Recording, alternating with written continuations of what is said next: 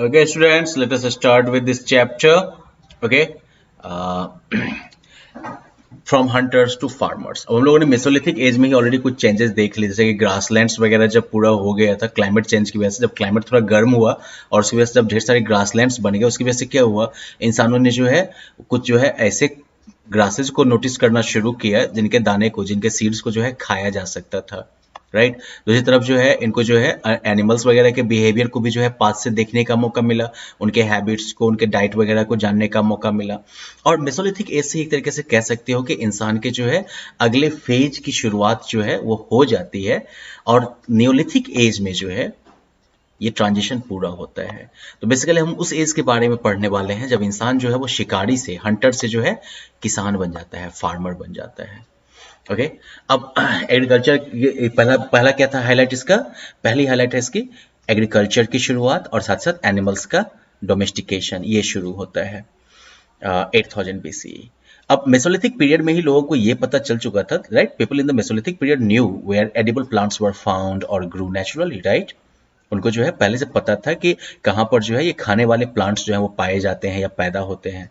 Gradually early humans observed that seeds from the edible plants fell off the stalks and new plants sprouted from them।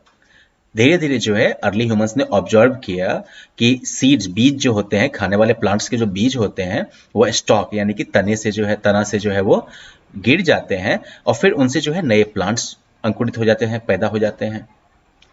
They learn which edible plants grow naturally in which season. उन्होंने ये भी सीखा कि कौन से edible plants जो है वो नेचुरली किस सीजन में पैदा होते हैं, बड़े होते हैं। देयरफॉर इसलिए through long observation and with experience humans began producing crops.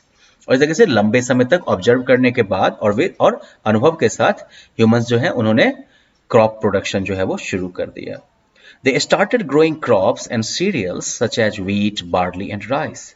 उन्होंने जो है उपजाना शुरू कर दिया क्रॉप वगैरह, अनाज वगैरह, जैसे कि व्हीट हो गया, बार्ली हो गया, राइस हो गया। ठीक है। इस तरीके से जो है जो हंटर गैदरर थे वो क्या बन गए, farmers. And this is called the beginning of agriculture. ये हो गई आपकी खेती की शुरुआत, है ना, कि हमारे जो शिकारी पूर्वज थे वो अब किसान बन गए थे। दूसरा जो है इंपॉर्टेंट डेवलपमेंट वो है इसी समय में डोमेस्टिकेशन ऑफ एनिमल्स, जानवरों को पालतू बनाना, डोमेस्टिकेट करना। तो जिस समय में इंसान जो है खेती के बारे में सीख रहा था या खेती को ऑब्जर्व करके जान रहा था, उसी समय में humans learned to domesticate animals which were relatively gentle and easy to tame। इसी समय के आसपास इंसानों ने जो है जानवरों को पालतू बनाना भी सीखा, जो कि रिलेटिवली जो है अच्छे थे, आई मीन बदमाश स्वभाव के नहीं होते हैं, जैसे कि अपने यहाँ गाय बैल वगैरह, सब गाय भैंस वगैरह हो गया ना, और साथ साथ इजी टू टेम, जिनको पालतू बनाना जो है वो आसान था। These animals included sheep, goat, cattle, dog and horse. इन एनिमल्स में क्या क्या शामिल थे, भेड़ हो गया, बकरी हो गई, बाकी जो गाय भैंस वगैरह सब, कुत्ता, घोड़ा सब हो गया। They lived in herds and ate grass. ये जानवर जो थे वो झुंड में रहते थे और घास खाते थे। डॉग घास नहीं खाता था पूरी तरह से। Anyways, humans began protecting these animals from wild animals. इंसान जो है उसने क्या किया शुरू में, बस इन एनिमल्स को जो है केवल जंगली जानवरों से बचाना शुरू किया। एंड दस बिकेम हर्डर्स टू, और इस तरीके से जो है वो पशुपालक भी हो गए। So this was the beginning of domestication of animals. ये जो है एनिमल्स के डोमेस्टिकेशन की शुरुआत थी।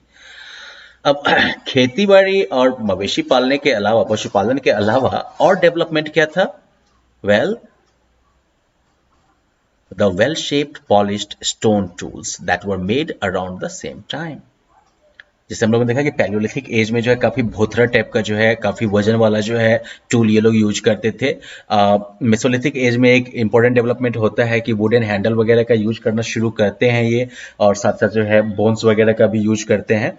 लेकिन नियोलिथिक एज में जो है ये स्टोन टूल्स जो हैं ये काफी ये प्रॉपरली पॉलिश्ड और वेल शेप्ड होने लगे हैं। ठीक है।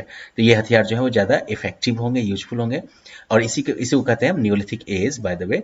और उनकी जरूरत के मुताबिक, as per there requirements, humans developed, लोगों ने जो है क्या क्या डेवलप किया, तो hand axes with wooden handle, मतलब लकड़ी के हैंडल के साथ जो है उन्होंने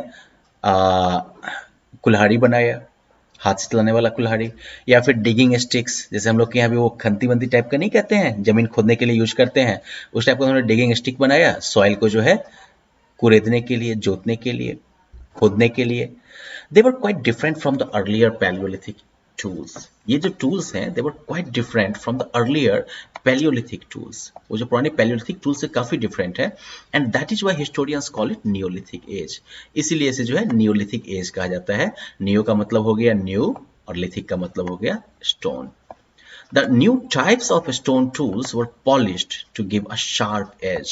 ये जो नए जो stone tools थे इनको पॉलिश किया जाता था ताकि इनका किनारा जो है, इनका धार जो है काफी तेज रहे एकदम से।